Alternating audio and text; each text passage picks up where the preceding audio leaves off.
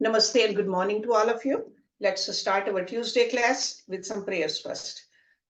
Om Guru Brahma, Guru Vishnu, Guru Devo Maheshwara, Guru Sakshat Parbrahma, Tasmai Shri Guruve Namah. Om Bhurbhavaswa, Tatsavitra Varenayam, Vargo Devasya Dhimahi, Diyo Yo Nah Prachodayat, Asto Ma Sadgamya, Tamso Ma Jyotirgamya, Mrityorma Amritam Gamya. ओम सहनावतु सहनौ भुनक्तु सवीर्यं कर्वावहै तेजस्विनावधीतमस्तु मा विद्विषावहै ओम शांति शांति Shanti Om. Uddhava Gita. Let's open our books. Chapter 12 and verse number 16.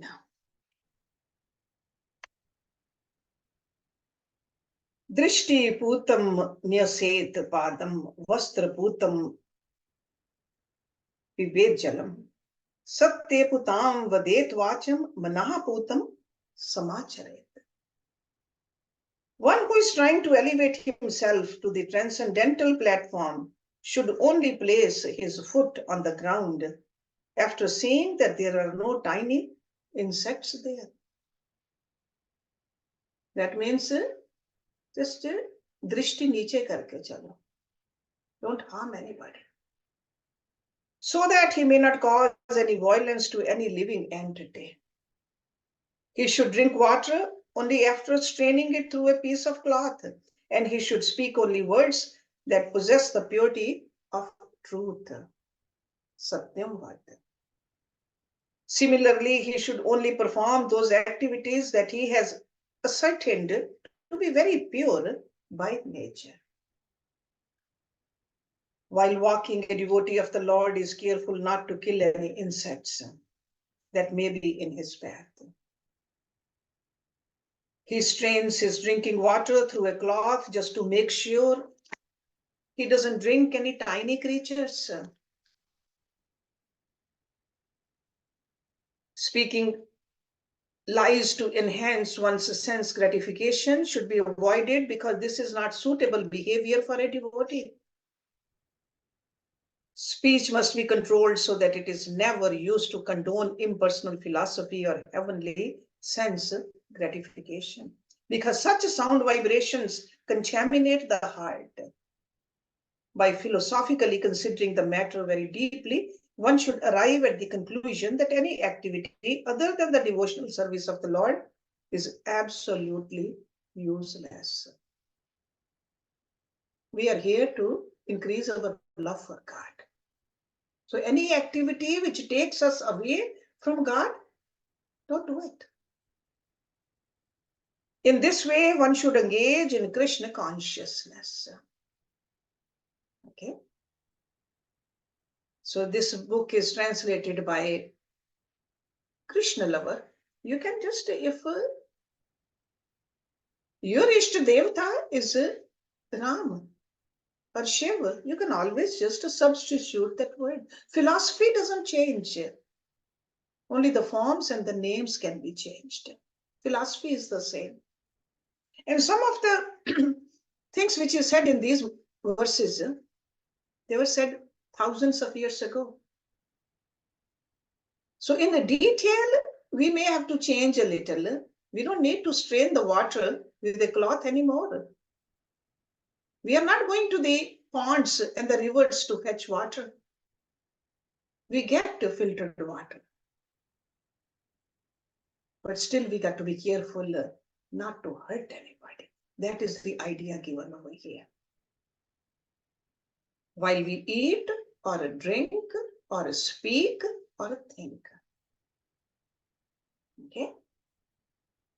So in our actions also, with our words also, with our behavior also, with our conduct also, we got to make sure we don't hurt anybody. Next verse. Monani dhye liya naam danda vag deh chet sam nahi ete yasya sante ang veprubhi na bhaved yati. My dear Uddhava, And we can see that it's being reminded to us that who is speaking to whom. So Lord Krishna is talking to Uddhava. So my dear Uddhava, one who does not avoid useless speech, refrain from useless endeavors, and control his body, mind, and speech cannot be considered a sannyasi merely because he carries bamboo rods. Because that is one of the things sannyasis normally carry, a bamboo rod. Okay, so dand. So just by carrying or holding or wearing certain clothes, you don't become a sannyasi. You are a sannyasi with your conduct. So over here, he says control of the body, control of the mind, and control of the speech. Kaya, vacha, manasa. All three levels of our personality we need to control if you want to become sannyasis.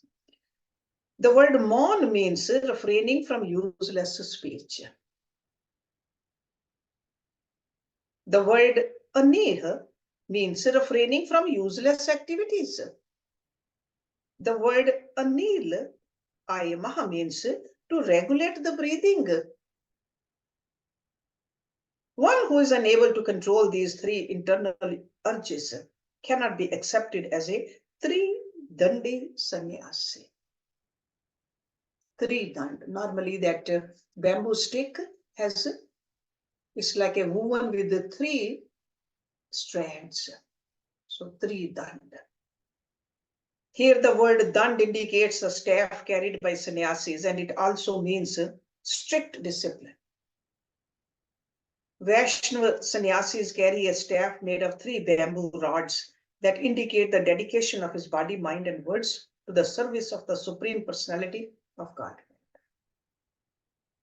However, one who simply carries dand without disciplining the activities of his body, mind, and words cannot be considered a true Vaishnava sannyasi as indicated in this verse.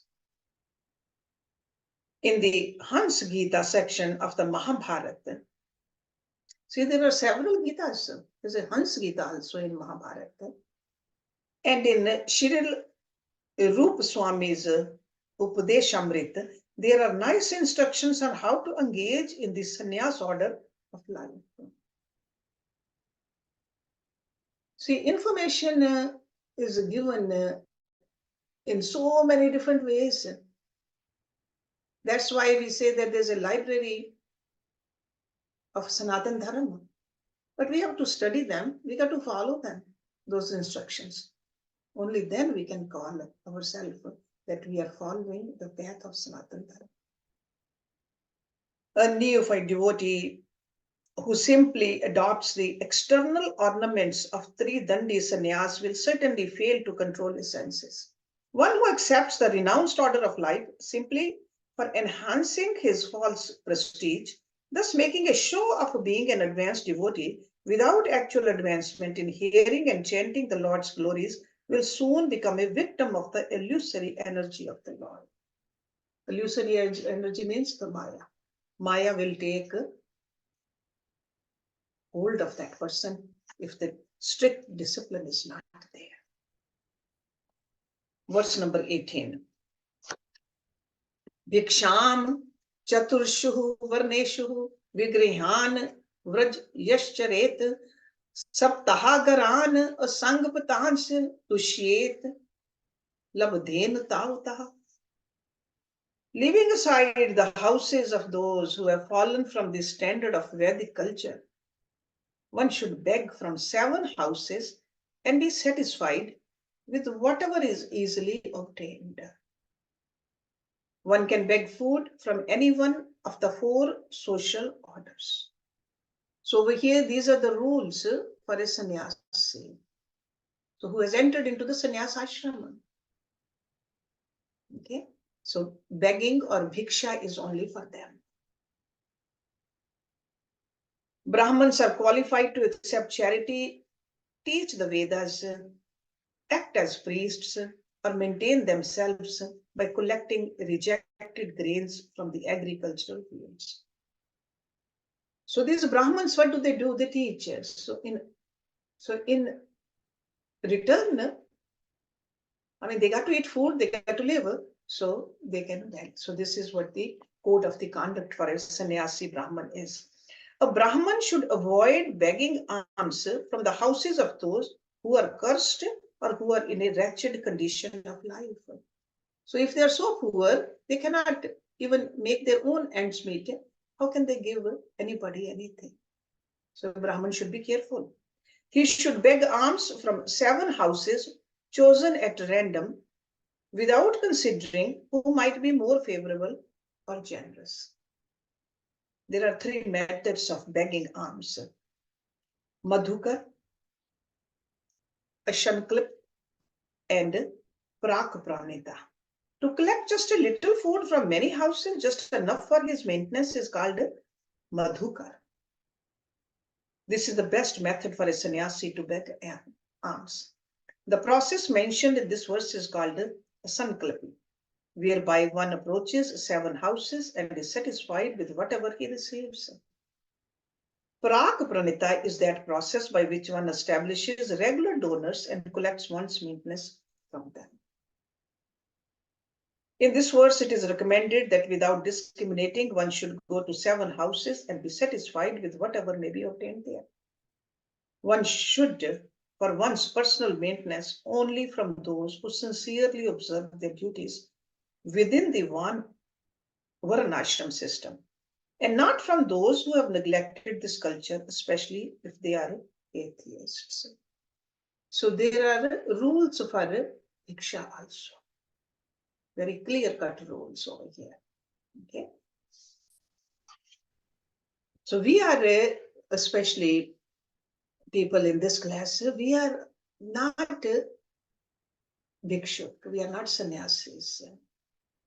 But if sannyasi comes to us, we should definitely give. Like a charity should be given by gristis in the second stage in life. When we are earning money, keeping a household, it's our duty to give. Okay. Verse number 19.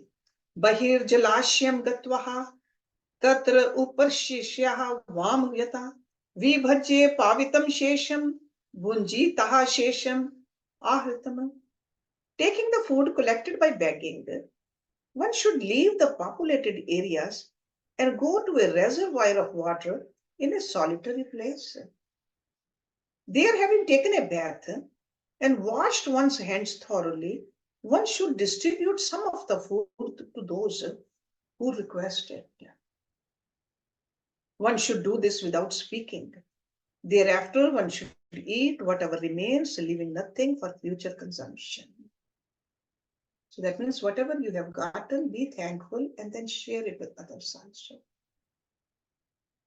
A person who doesn't share is a thief, according to Lord Krishna in Bhagavad Gita. The sannyasi should divide the food that he has collected, offering portions to Lord Vishnu, Brahma, the sun god, and others who may request it. Thereafter, he should eat whatever remains, not leaving any remnants on his plate. Okay, so nothing left behind, nothing thrown out. This is the culture.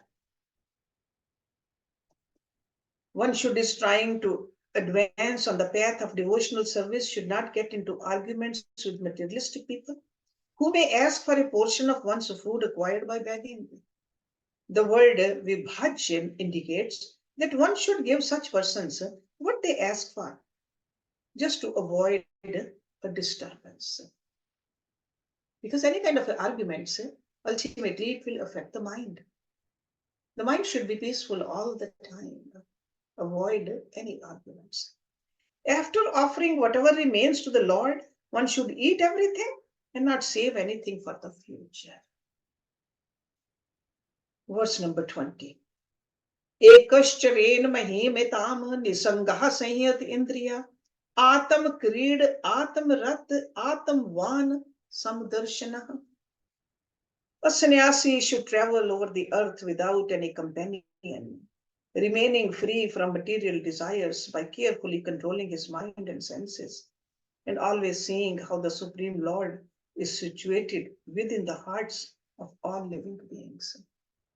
With equal vision, he should remain fixed on the transcendental platform. The word Atmarata indicates the state of self-satisfaction that results from realizing the super soul within. Atmarata. The word Atamvan indicates that the sannyasi should be steady in the self. One cannot remain steady in his worship of Lord Hari if he maintains material desires. When one looks towards women with thoughts of sense gratification, there is no possibility of controlling the senses.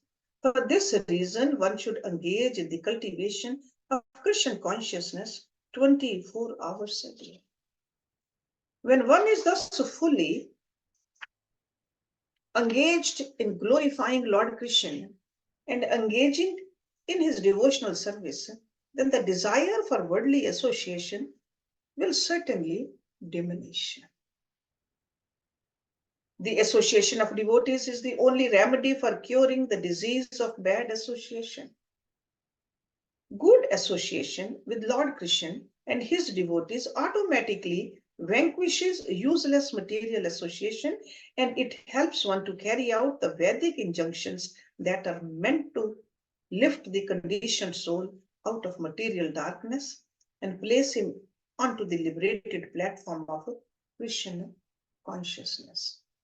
In this regard, Srila Rupa Goswami states in his Upadeshamrita, offering gifts in charity, accepting charitable gifts, revealing one's mind in confidence, inquiring confidentially, accepting prasadam and offering prasadam are the 6 symptoms of love shared by one devotee and another.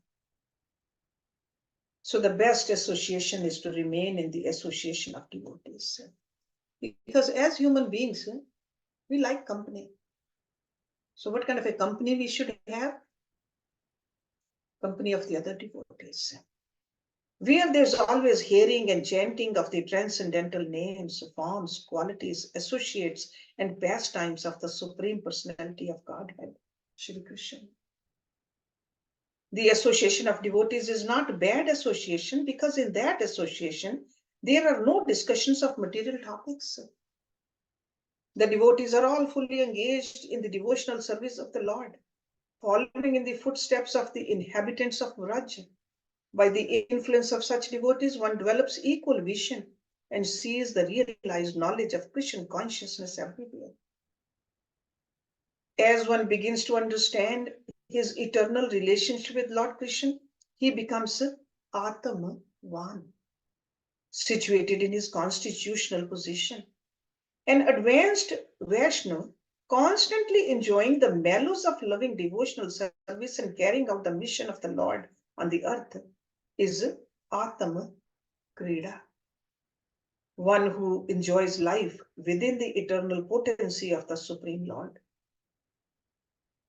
The advanced devotee remains constantly attracted to the Supreme Lord and his devotees, and therefore Atma Rata, fully satisfied by constant engagement in devotional service. One cannot possibly develop the exalted qualities mentioned here without becoming an unalloyed devotee of Lord Krishna. If a devotee resides in a place where enviousness of Krishna and his devotees is prominent, as a result of that bad association, he will be unable to control his senses and thus begin to take interest in striving for religiosity, economic development, sense gratification, and liberation. Instead of becoming fully absorbed in Krishna consciousness, he will gradually come to resemble the non-devotees that surround him. Due to aversion to Krishna service, one becomes attracted to worshipping the wonderful male and female creations of the Lord's illusory energy. Demigods, demigoddesses, celebrities, politicians, prostitutes, etc., considering these ordinary personalities to be equal to Krishna. The transcendental Cupid, Krishna, is the only object of worship. When one realizes this fact, his selfish mentality of worshipping many gods is vanquished. Okay. Verse number 21.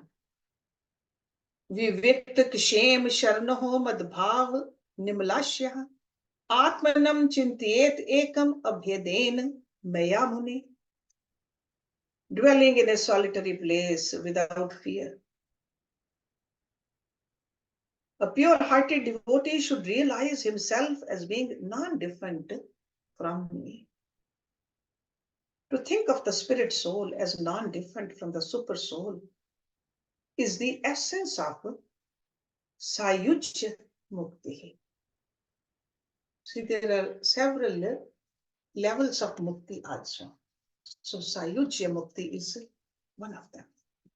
A pure devotee of the Lord is one whose only aim in life is to serve the Supreme Lord in one of the 5 principal relationships. He has no interest other than the service of the Lord, and he never thinks of himself as qualitatively different from him. It is one's false identification with the temporary, gross, and subtle bodies that causes one to think of himself as being different from the Lord.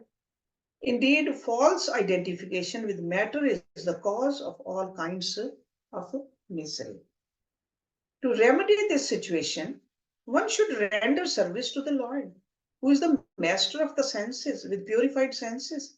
When the mind is distracted from the service of Lord, being attracted by the objects of the senses, one again labors hard to fulfill his material desires under the influence of the 3 modes of material nature. One who is not actually fixed in devotional service, beginning with the hearing and chanting the glories of the Lord, cannot be fearless. Being deprived of the Lord's shelter, one should always consider how his constitutional position is that of a minute part and parcel of the Lord, and thus non-different from him. You remember in Bhagavad Gita, we learned that we are all ansh of that anshi. God is considered the anshi and we are the ansh. So we are a small speck of that whole. So that is a Sayujya Mukti. We are part of it. Verse number 22. Anavikshetamanaho bandham moksham cha jnana nishtya bandh indriye vikshepaho moksham cha sanyamaha. This is verse number 22. By the cultivation of spiritual knowledge, one should clearly ascertain the nature of bondage and liberation. Bondage occurs when the senses are utilized for material enjoyment.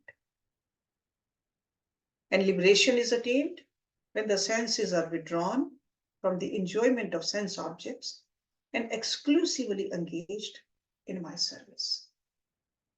Okay? So these senses of powers, when they go into the world, we get bondaged. And when the senses go towards God, we feel liberated. The word anivikseta means to see by careful study. For one who remains absorbed in thought of the temporary objects of this world, without any care for realizing his eternal self and his relationship with the Supreme Self, his agitated senses will induce him to enjoy unrestricted gratification. If one restrains his senses from unregulated enjoyment, he can get a respite from their harassment.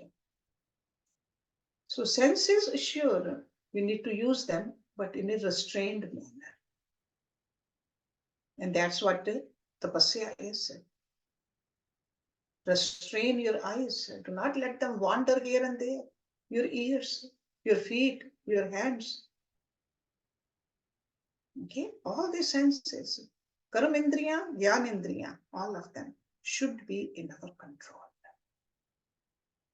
So just like the chariot, the horses should be controlled. Even if one horse is not under control, the whole chariot will go into the danger. So every sense of ours, so we should be always alert.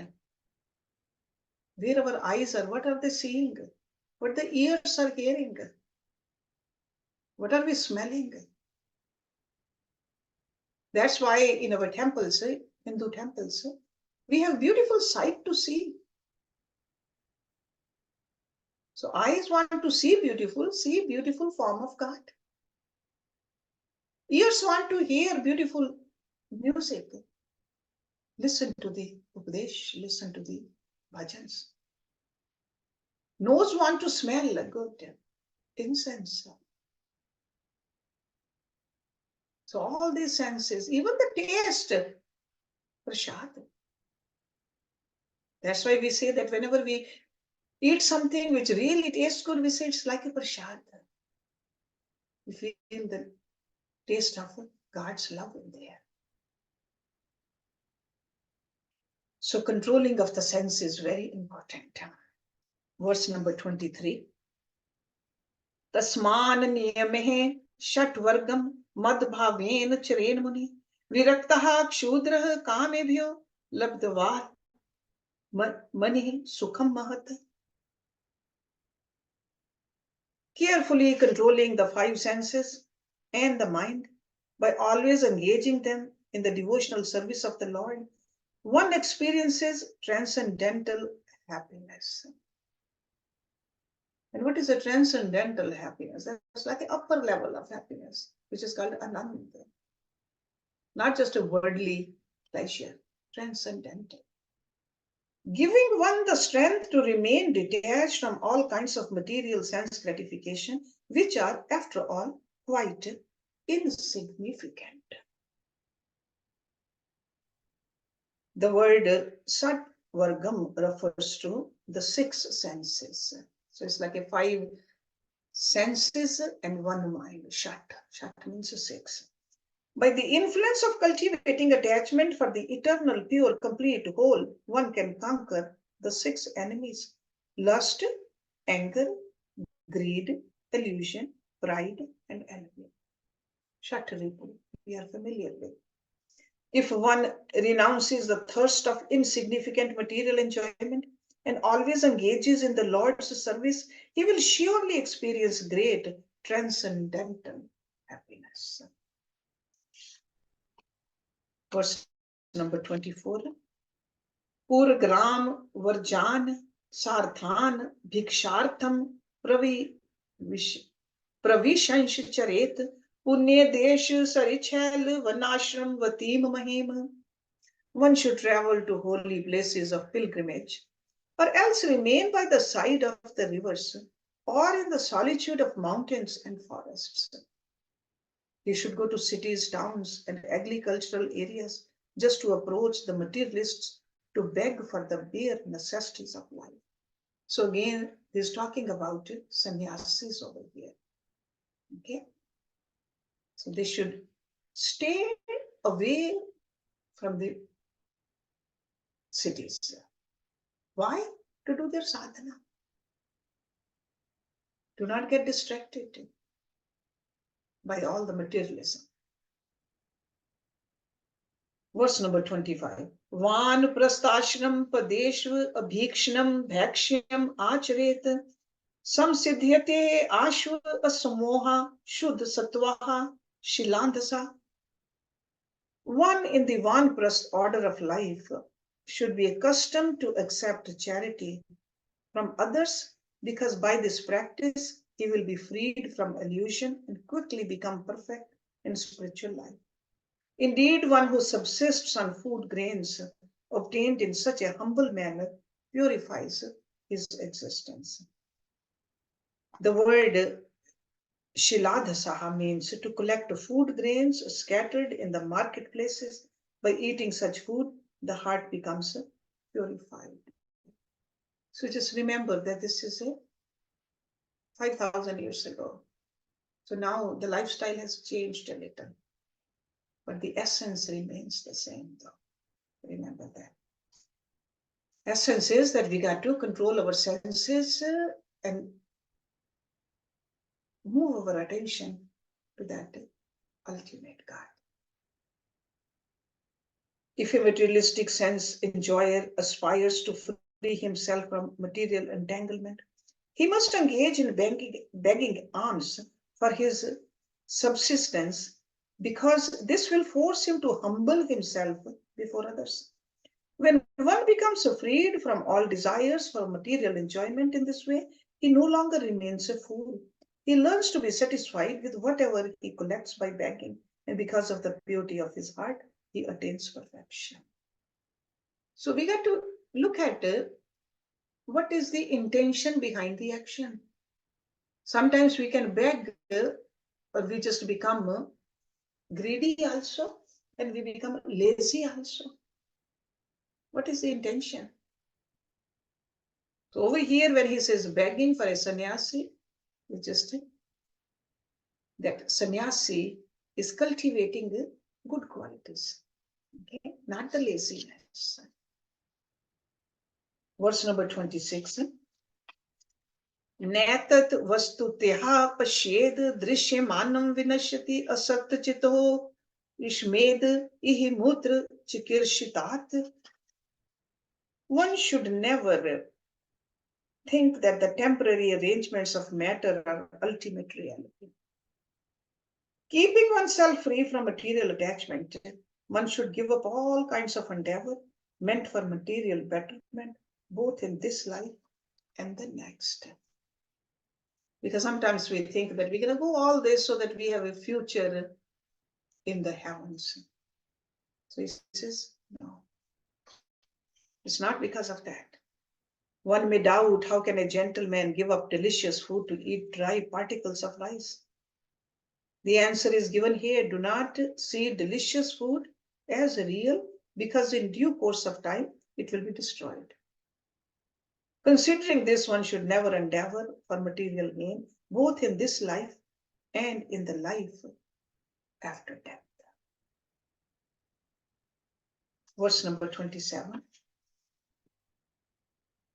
Yad etad atmani jagan manovak prana sahatam sarvam mayeti tarken swastha tyaktvaha natat samaret. One should consider the cosmic manifestation, which includes one's physical body, mind, life here, and speech, and which is situated within the Lord, to be a product of his illusory energy. One should remain self-situated, fully renouncing the hope that such temporary manifestations can grant him happiness. So that means happiness is never from the Maya. The source of happiness is only God. This material world is the effect of the three modes of material nature. The word tyaktvaha indicates that one must give up one's false identification with the material world and the material body. So that means this Prakriti. Since both are merely products of the illusory potency of the Lord. Okay, so Maya Shakti.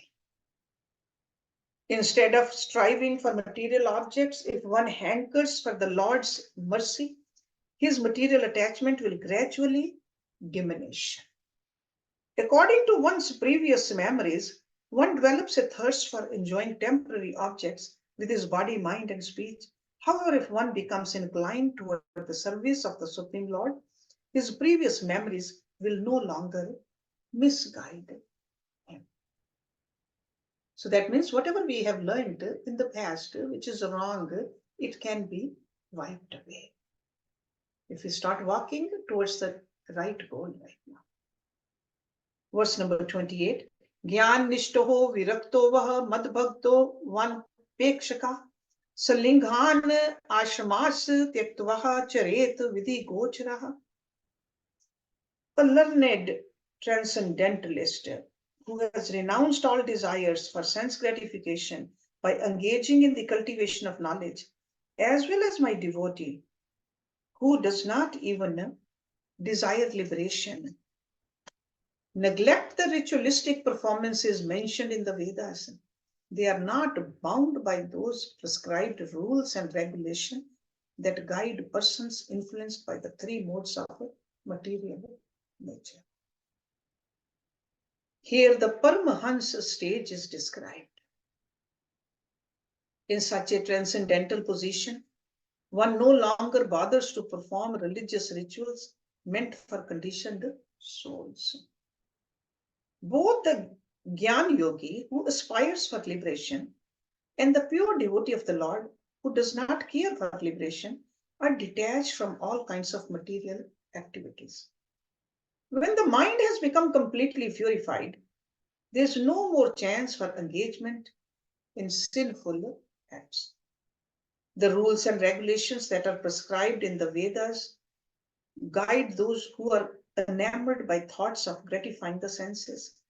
One on the transcendental platform can move about freely as herein described by the Lord. However, one who is still materially contaminated should not artificially try to imitate such an exalted position and thus make a mockery of his spiritual life. The principal duty of a sannyasi is to remain disinterested in material enjoyment. The enjoyment of temporary objects by uncontrolled senses creates obstacles on the path of self-realization. The pure devotee of the Lord, being totally disinterested in material enjoyment, because of being fully engaged in the service of the Lord, is beyond the range of rules and regulations, and thus can freely wander over the earth at will. Rules and regulations are meant to guide those who are still easily misguided by the urges of their uncontrolled mind and senses. It is only when one rises to the stage of Paramahansa that one can abandon the various rituals, paraphernalia, and disciplines prescribed for his spiritual order. This is clearly stated in the Chaitanya Charitamrita, which is, without hesitation, one should take exclusive shelter of Lord Krishna with full confidence, giving up bad association and even neglecting the regulative principles of the four Varans and four ashrams. That is to say, one should abandon all material attachment.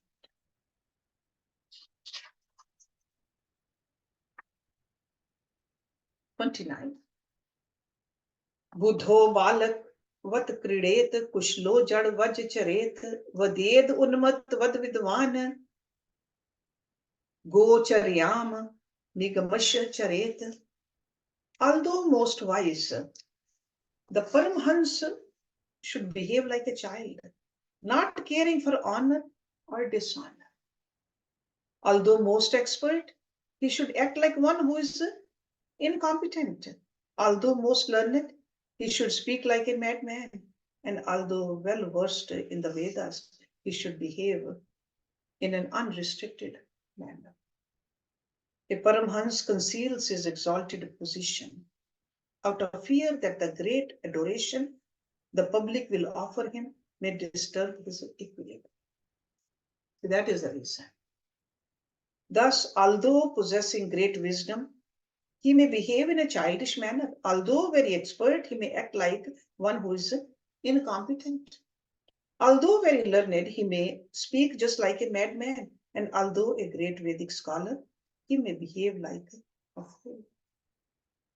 Although neglecting ordinary rules and regulations, a Paramahans does not ever become sinful or immoral. Okay, we have to pay attention to this. So it's not that he will do wrong things, but rather neglects ritualistic aspects of religious custom, such as dressing in a particular way, performing certain ceremonies, or executing specific penances and austerities. Materialistic people, by means of their external perception, cannot understand the exalted position of a Paramahans, and thus they commit offenses that bring about their ruination. One who does not understand the purport of this verse of Shri Rupa Goswami will certainly remain fixed in a conception of materialistic Varana ashram. being situated in his original Krishna consciousness position. A pure devotee does not identify with the body. Such a devotee should not be seen from a materialistic point of view. Indeed, one should overlook a devotee as having a body born in a low family, a body with a bad complexion, a deformed body, or a diseased or infirm body. According to ordinary vision, such imperfections may seem prominent in the body of a pure devotee. But despite such seeming defects, the body of a pure devotee cannot be polluted. It is exactly like the waters of the Ganges, which sometimes during the rainy season are full of bubbles, foam, and mud. The Ganges water do not become polluted. Those who are advanced in spiritual understanding will bathe in the Ganges without considering the condition of the water. Sometimes the things are not what they seem. Okay, and we just start judging others. So we should not judge others. That's what we should learn from these verses. Let's do one more verse, number 30. Ved vad rato na syan na pashandi na hetuka shushk vad vivadena kanchit paksham samashavet. A devotee of the Lord should not divert himself to engage in the fruitive rituals recommended in the Karma card. Fruitive rituals means sakam bhakti. Like I'm doing this, I should get this result. In the Karma sections of the Vedas, of course, he should not indulge in an atheistic mentality by speaking against the Vedic injunctions. A devotee should also avoid acting like a mundane logician, taking part in useless arguments. So we should not waste time in arguments. So some people, they are at that level, they want to do the rituals, let them do it. But if those rituals are not for you, don't do them. Although a Paramhans hides his actual position, he is still restrained from performing certain activities. He should not advocate fruitive activities just to conceal himself, nor should he disguise himself as an atheist or dress as a Buddhist or member of any other atheist cult opposing the Vedas. The whole purpose of the Vedas is to understand that which is beyond material experience, so the devotees of the Lord do not become involved in dry arguments about the Vedas like expert fruitive workers. They do not waste their time in useless speculation that culminates in placing the Supreme Personality of Godhead, who is the possessor of unlimited energies, in the same category as the demigods who are subordinate to him, being his empowered representatives. Devotees have no desire for being praised and thus never take sides in mundane arguments. In this regard, one should discuss the following verse from Shri Upadesh Amrita. And what is that? One's devotional service is spoiled when he becomes too entangled in the following 6 activities. So that means he is telling us, warning us from these 6 activities. Number 1, eating more than necessary or collecting more funds than required. Number 2, over endeavoring for mundane things that are very difficult to obtain. Number 3, talking unnecessarily about mundane subject matters. Number 4, practicing the scriptural rules and regulations only for the sake of following them and not for the sake of spiritual advancement, or rejecting the rules and regulations of the scriptures and working independently or whimsically. Number 5, associating with worldly minded persons who are not interested in Krishna consciousness. And number 6, being greedy for mundane achievements. So let's end today's class with this verse number 30, and next week we'll start with the verse number 31. Om Purnamada Purnamidam Purnat Purnamudachyate Purnasya Purnamadaya Purnameva Vishishyate. Om Shanti Shanti Shanti. Thank you very much.